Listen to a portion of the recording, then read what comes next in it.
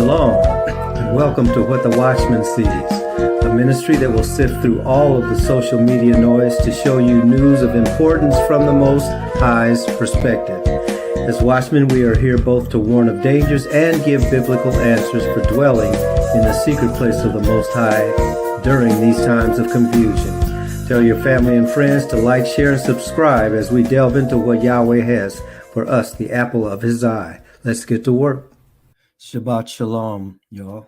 We give thanks to the Father for another opportunity to move in His blessings, to share His word with those of His people, and to speak what thus says the Most High, and to meditate on what those things mean for us individually and for us as our family units, as well as us as our people group.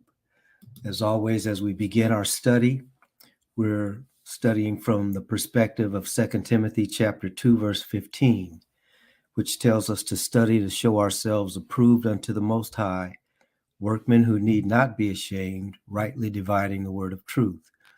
And also 2 Timothy chapter 3, verse 16, that tells us that all scripture is God-breathed and is profitable for doctrine, for reproof, for correction, for instruction in righteousness, that the person of the Most High may be complete, thoroughly furnished unto every good work.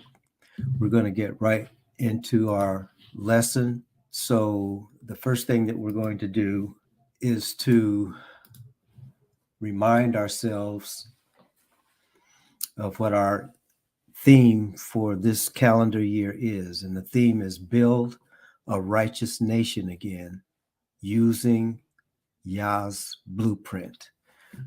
Build a righteous nation again, using Yah's blueprint.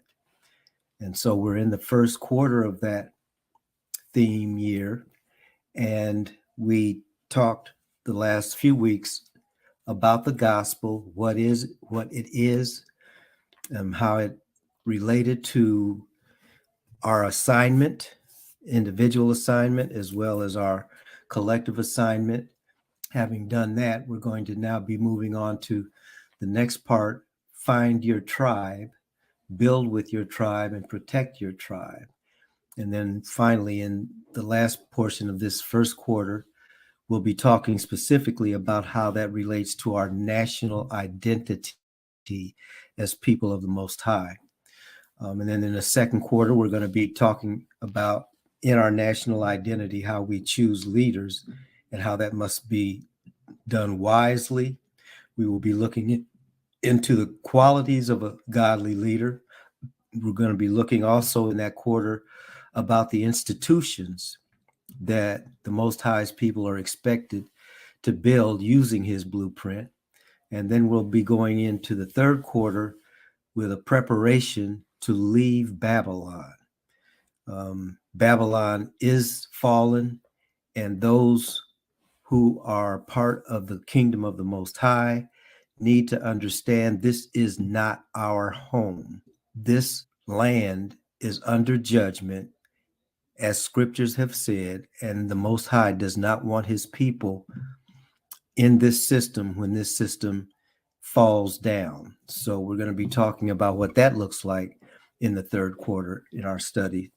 And then in the fourth quarter, how to take all of the information that the Most High is giving us at this time and make sure that the subsequent generations will be able to benefit from what He has shown us. So that's what we're going to be looking at. And as we continue, we're going to be, first of all, looking at Matthew. Let me go back. Matthew chapter 13. So we're going to pull that up. Okay, so we're going to be looking, we're looking at under the general title of Finding Your Tribe. We're going to be looking at that from the perspective of Scripture. And so in Matthew chapter 13, Yeshua, this is the chapter that many of the parables that we are familiar with have been given. And so we're going to be looking at this parable in Matthew chapter 13, starting at verse 24. I'm going to read verses 24 through 30, and then jump down and finish the parable later on in this chapter. So Matthew chapter 13, verse 24. Jesus put before them another parable. The kingdom of heaven is like a man who sowed good seed in his field. But while everyone was asleep, his enemy came and sowed seeds among the wheat and slipped away. When the wheat sprouted and bore grain, then the weeds also appeared. The owner's servants came to him and said, "Sir, didn't you sow good seed in your field? Where then did the weeds come from?" "An enemy did this," he replied. So the servants asked him, "Do you want us to go and pull them up?" "No," he said, "if you pull the weeds now, you might uproot the wheat with them. Let both grow together until the harvest. At that time, I will tell the harvesters, first collect the weeds and tie them in bundles to be burned, then gather the wheat into my barn." Okay, so we're going to go down to when the disciples ask in verse 36. Then Yeshua dismissed the crowds and went into the house. His disciples came to him and said, "Explain to us the parable of the weeds in the field." He replied, "The one who sows the good seed is the Son of Man. The field is the world, and the good seed represents the sons of the kingdom, or the children of the kingdom. The weeds are the children of the evil one, and the enemy who sows them is the devil. The harvest is the end of the age, and the harvesters are angels. As the weeds are collected and burned in the fire, so will it be at the end of the age. The Son of Man will send out his angels, and they will weed out of his kingdom every cause of sin and all who practice lawlessness, and they will throw them into the fiery furnace, where there will be weeping and gnashing of teeth. Then the righteous will shine like the sun in the kingdom of their Father. He who has ears to hear, or he who has ears, let him hear. Okay. Wanted to just take note that one of the scriptures that is a reference scripture where it says in verse 43, then the righteous will shine like the sun in the kingdom of their Father. He's actually quoting there from a scripture in Daniel chapter 12, verse 3, which says, now this Daniel chapter 12, we're not going to be talking a lot about that, but the context that he is speaking from, I think, is a very important context for us to see this picture that Yeshua is painting with this parable. Because the parable is actually about the end time, the time of the ending of one age and the time of the beginning of another age. So in Daniel chapter 12, if you notice here, it talks about the end times. Okay. And so what it says, at that time, Michael, the great prince who stands watch over your people, will rise up. Daniel is a Hebrew. He's a Hebrew Israelite. And I'm going to read that again. At that time, verse 1, Daniel chapter 12, Michael, the great prince who stands watch over your people, will rise up. There will be a time of distress, the likes of which will not have occurred from the beginning of nations until that time. But at that time, your people, everyone whose name is found written in the book, will be delivered. And many who sleep in the dust of the earth will awake, some to everlasting life, but others to shame and everlasting contempt.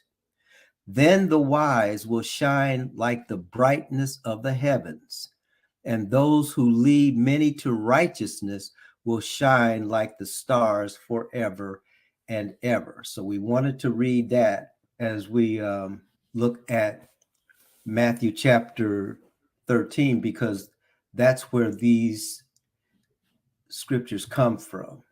Now we're going to talk about how all of this relates to the parable of the sower itself. But what we have seen in Daniel chapter 12 is that when Yeshua spoke to his disciples in and explained this parable, referred them back to a Daniel prophecy about the end of the age. And so when you look again where it says in verse 37, the one who sows the good seed is the Son of Man, the field is the world, and the good seed represents the sons of the kingdom. The weeds are the sons of the evil one, and the enemy who sows them is the devil. Then it says the harvest, in other words, when all of these plants are gathered, the harvest is the end of the age. And notice it says age as opposed to world. See, we've lived in a religious system that tells us that the world is getting ready to end. The world is not getting ready to end. The age is getting ready to end. And what age is that? It's the age of the Gentiles. It's the age of those who have been working against the will of the Most High for hundreds of years. I would even dare to say thousands of years. Okay. So that age is the age that is coming to an end. And the age that is about to be ushered in is this age of righteousness under the king. And so this is actually a parable of when the king is coming and what is going to be going on as the king returns. But before the king returns, those who are the children of the kingdom need to understand the nature of their relationship with the king, the nature of their relationship with their environment, and the nature of their relationship with their assignment as they prepare themselves for the beginning of the next age. The they that is being referred to is the children of the kingdom. And that kingdom that is already established and is manifesting itself on the earth was placed first in the children of Yasharel, the 12 tribes of Yasharel or Israel. All right. So he's talking to the children of the 12 tribes when he gives this parable. That does not mean that other people are not going to benefit from it, but the Most High works through his word, and his word is everlasting. This is a part of the gospel. So we're seeing the gospel play itself out. Okay, so that's why it says earlier when the disciples asked him earlier in Matthew chapter 13, why do you speak to them in parables? And he said specifically, the things that I'm giving are not for everyone. So I speak in parables so that they who want to hear will hear. And those who do not want to hear won't hear and won't see, and therefore will not come into this blessing that is established for those who have ears to hear. That's why he is speaking in parables. Okay, so that's the backdrop, if you will. And now we're just going to cover the salient points in this presentation. Okay, so again, what we're looking at it's underneath the Find Your Tribe. The reason why this is the title is because Yeshua gave this message to a specific group of people. And that specific group of people was living among another group of people. They were all living in the same place at the same time. He's telling them by speaking in parables what the condition of their interaction with the world or those who are in this age has been and is going to continue to be. So he lets them know in the form of this parable. So first he gives the parable. And so the parable in essence is a man sows good seed in his field. The field belongs to the man. All right.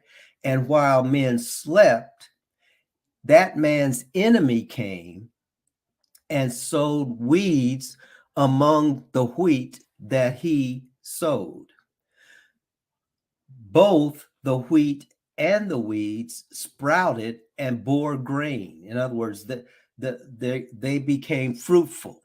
Those who worked for the man saw that there were weeds among the wheat and asked him how those weeds got there.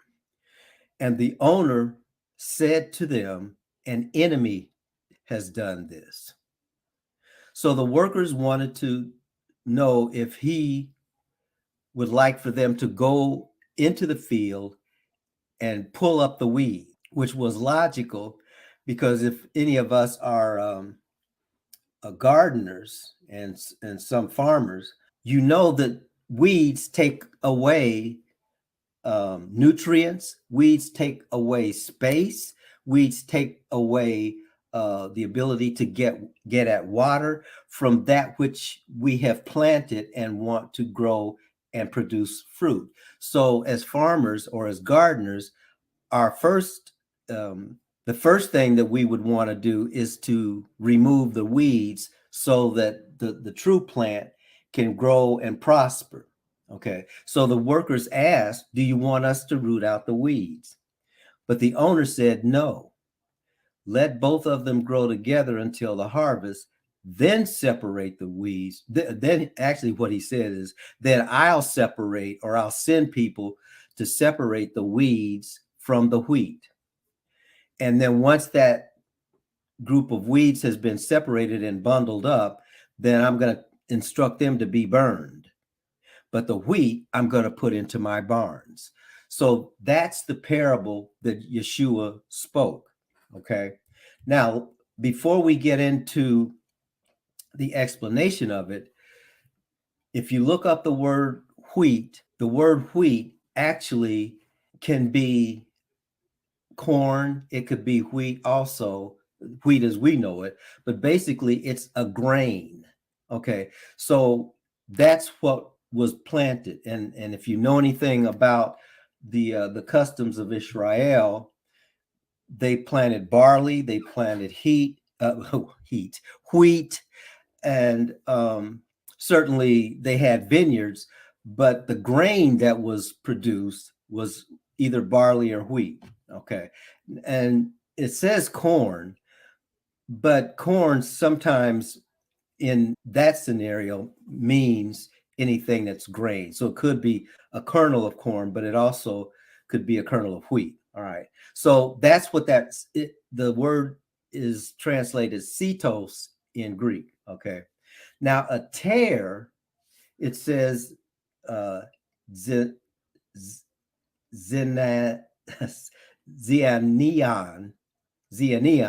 that's the Greek word. It's of uncertain origin, and it means a false grain. Okay. And then it goes on to explain a little bit further in this section here. It says tares is a kind of darnel, the commonest of the 4 species, growing in the grain fields as tall as wheat and barley and resembling wheat in appearance. So that, again, we're talking about wheat and barley, but this tare is a kind of darnel, and basically it's a false wheat and a false barley. Okay. But it says, and resembling wheat in appearance, wheat or grain in appearance, it was credited among the Jews with being degenerate wheat. So we're going right back to that same theme that started in the garden. Okay, you have the word of the Most High, and then you have the corruption of the word of the Most High. So this is degenerate wheat. The rabbis called it bastard. Now, it also says that the seeds of this tare or this grain are poisonous to man and herbivorous animals. And it produces a sleepiness, it produces nausea, convulsions, and even death. So the wheat allows life to be manifested. The tare is a grain of death. Interestingly enough, they're harmless to poultry, talking about the tare. But to human beings and herbivorous animals, it can be deadly. Okay. And then it says the plants can be separated out, but the custom, as in the parable, is to leave the cleaning out till near the time of harvest. And that is what we read in Matthew chapter 13, verses 25 through 27. Okay. So the Lord, the Most High, describes the tares as the sons of the evil one. False teachings are indissociable from their propagandist. Basically, that's just saying that the sons of the evil one are the ones who are bringing false teaching. In order to have a false teaching, though, this is the part that is so important for us as the Most High's people to understand. In order to have a false teaching, there has to be a true teaching, that the false teaching contrasting. Okay. So in our world, when everything seems to be right, there's no wrong, everything is right, there can't be a false teaching. But in the world of the kingdom, there are definitely those principles that are right and those principles that are wrong, those principles that are true, those principles that are false. So the tares represent evil people or sons of the evil one, and we know that the evil one is the serpent of old, the fault, and that which comes out of the mouths of those who are the children of the evil one, those teachings. All of this is in reference to the kingdom. So those two definitions are the working definitions that we're looking at when we're looking at the parable of the wheat and the tares. So the wheat, again, would have to do with that which sustains life in Israel, and that was primarily barley, corn, or wheat. The tares are that which will kill you, and that's what is also among the kingdom as well. All of this is happening in the kingdom. Okay, so Yeshua then explains this parable in verses 36 through 43. And he says, after the disciples want an explanation of the parable, because they still don't get it. I think that's really an important part for us to examine also.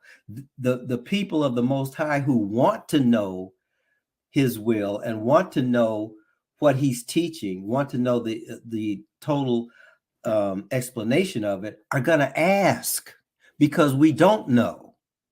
So anytime you get a bunch of people who know everything, those are probably the children of tares. Okay. The children that are of the children of the Most High are going to be asking questions and declaring, we don't know. We need you to teach us. All right. So that's what the disciples did. And that's why Yeshua said, he who has ears to hear, let him hear. He who has eyes, let him see. You got to be desiring of hearing what the Most High is telling us, his people. So he does that. He begins to do that. He says, the sower of the good seed is the Son of Man. In other words, what he's saying is I am the sower, talking about himself. I am the sower. I am the son. I, the Son of Man, am the sower of the good seed. And where I'm sowing the good seed is the world, or we could also say this age. Now, these are parables of the kingdom. This is a very important part. The scriptures say, now we'll expand the word world into talking about the planet as well. But the scriptures say the earth is the Lord's in its entirety. The good, the bad, the ugly, all of it belongs to the Lord, to the Most High. Okay. So when it says that the field is the the world, and the good seed represents the sons of the kingdom. So all of this is happening in God's kingdom. And right now, God's kingdom is under the control of the evil one. And that's what is about to change. So that's what this parable is about. But in this evil world, the Most High, in the form of the Son of Man, who is Yeshua, has placed his good seed in it. And his good seed are the sons of the kingdom. That's us. The weeds are the sons of the evil one. That's anyone who is not a son of the kingdom. And the enemy is not the sons of the evil one. The enemy is the one who sows those sons. That is the devil, or the serpent of old, or the dragon, as we move into the season of Revelation. Okay, so, and then he says, the harvest is the end of the age. And that's why we keep focusing on that, not the end of the world. The earth is always going to be here. What is ending is this world, this age. Okay, so at the harvest comes at the end of this age, and the harvesters are not human beings, they're angels. The Most High has not designated us as his children to be the harvesters. This is an important part for his children. The angels have that as their assignment, and the angels always do what they're told to do. We're the ones that are out of order. Okay, so when you hear that phrase, I don't have a heaven or a hell to put people in, you are exactly right. That's not our job. Our job is to grow and develop as good seeds, all right, and reproduce ourselves. That's our job. So again, the field is the world, the good seed are the sons of the kingdom, the weeds are the sons of the evil one, the enemy, the evil one, is the devil, the serpent of old, and the harvest is the end of the age. The harvesters are the angels. We don't have to worry about who's going to be where. All we do is what we're told to do. Verse 40 says, then, as the weeds are collected and burned in the fire, so will it be at the end of the age. That's what we're coming to now. And when that happens, the Son of Man will send out his angels, and they will weed out of his kingdom. Now, look at what it says. Every cause of sin and all who practice lawlessness. Those are, well, they're two manifestations of the same thing. What is the cause of sin? See, the cause of sin is rebellion and disobedience. Those are causes of sin, just as was the case in the Garden of Eden. Okay, so and if you remember, and after the Garden of Eden, when Cain was contemplating killing his brother, the Most High told him, if you do well, you'll be blessed. But if you don't, sin lies at the door and you have to rule over it. Well, what does that mean? He was saying there's a cause here. okay, that you're going to have to deal with. What's the cause? The cause in his case was jealousy. The cause in his case was anger. The basic cause was, I don't want to do what you, Father in heaven, tell me to do. So that is a cause. And all who practice that type of lawlessness, because that's exactly what it is. See, sin is a transgression of the law. The transgression is a cause. Those who practice that transgression are the sinners. Okay, so the angels are going to weed out of the kingdom of the Most High. The earth is the Lord's and the fullness thereof. They will weed out of his kingdom every cause of sin and all who practice lawlessness. So all of that is going to be bound up by the angels and thrown into the fiery furnace, where it will be burnt up. The cause as well as those who practice the cause. And being thrown into the fiery furnace, while in the fiery furnace, there will be weeping and gnashing of teeth. Gnashing of teeth, by the way, all that anger, because all of us have gnashed our teeth. That's what being angry actually is. And what this is saying is, there is a point in time after you have been gathered up, if you're part of that group that's gathered up, all that anger that you have stays with you forever. So you go into the fiery furnace mad as hell. That's what this is talking about. Some will be weeping because they knew that they should have done something else, but others will just be mad. And that goes on throughout eternity. If that's not hell, I don't know what it is. Okay. So that's what Yeshua is telling his disciples. And then it says in verse 43, then the righteous, while the unlawful and the sinners have been cast into the fire, that's when the righteous will shine forth like the sun in the kingdom of their Father. And that can be found in Daniel chapter 3, which is what we were reading earlier. So again, that's talking about the end time when, as Daniel chapter 12, verse 3 said, then the wise will shine like the brightness of the heavens, and those who lead many to righteousness will shine like the stars forever and ever. That gets to the purpose of, again, the good seed. The purpose of the good seed is to lead other people to righteousness. We can't be righteous for them. We can't make them righteous, but we can lead them to he who is righteous. And that's who Yeshua is. That is our job. First of all, our job is that we become the sons that he has planted. We become the planting of the Most High, which means that we're not in the world to do our own will. We're in the world to do his will. And his will is that none should perish. So therefore, our will is that none should perish. So any of us who think that a bloodline is going to exempt us from this type of behavior are sadly mistaken and in a dangerous place. You can't tell the difference between the wheat and the tares unless you are sent by he who has sown the seed. Okay, they both look alike. The tares look like the wheat. Now this gets, so why am I saying that? Okay, yeah, let me just stop here.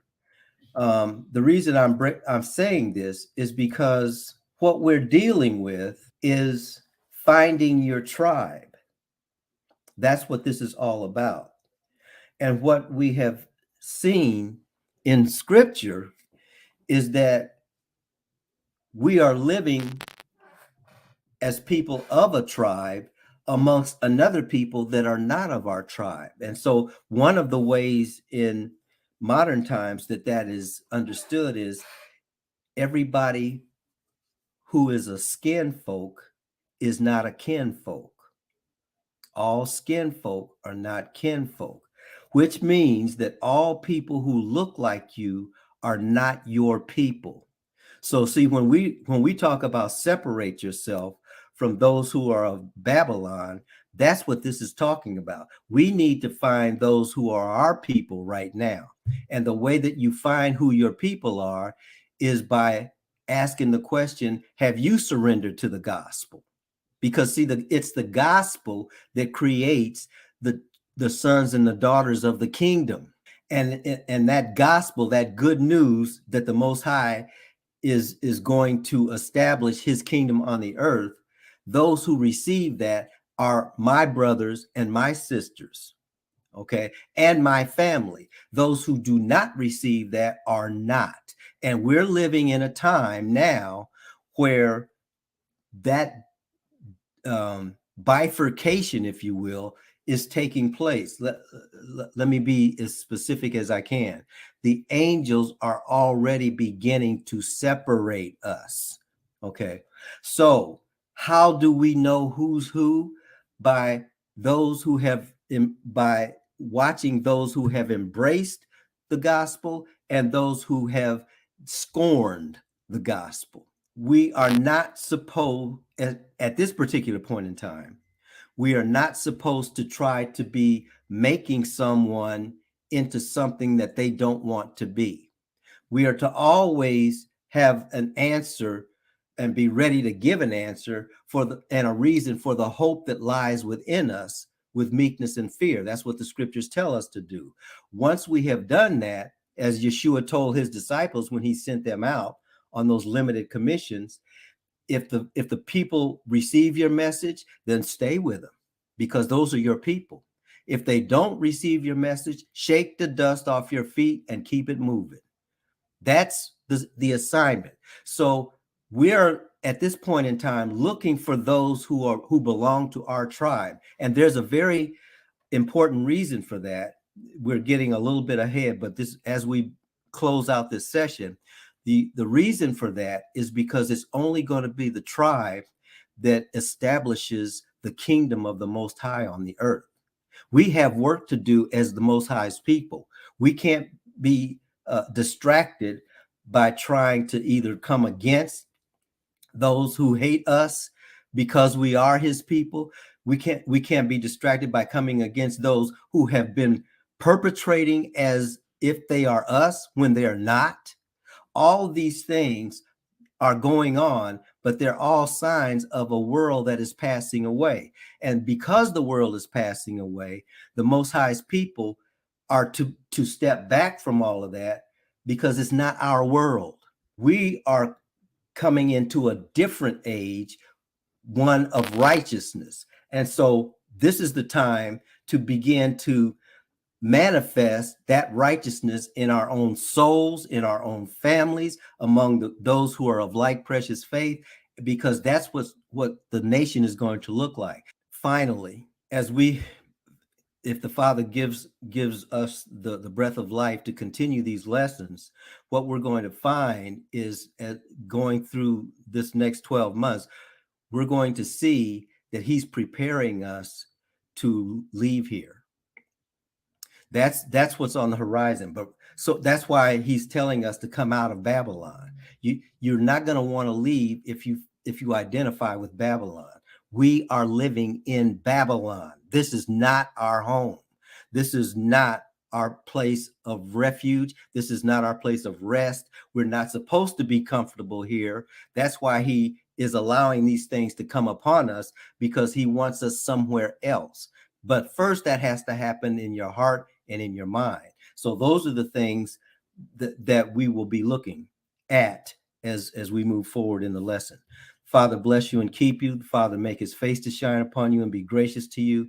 Father, lift up his countenance